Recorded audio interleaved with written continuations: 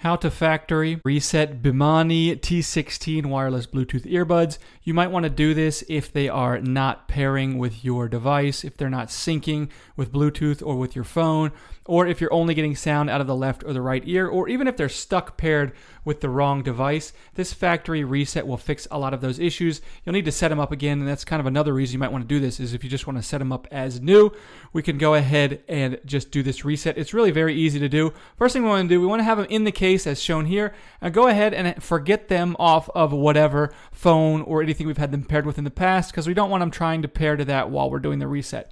So once we've turned all that off, we're going to go ahead and take these earphones out of the case, and simultaneously on both of them, we're just going to tap 4 times quickly on each of these MFB multifunction buttons on the back. Tap, tap, tap, tap, tap, tap, tap, tap, on the same time on both. Once you do that, you can set them back into the case.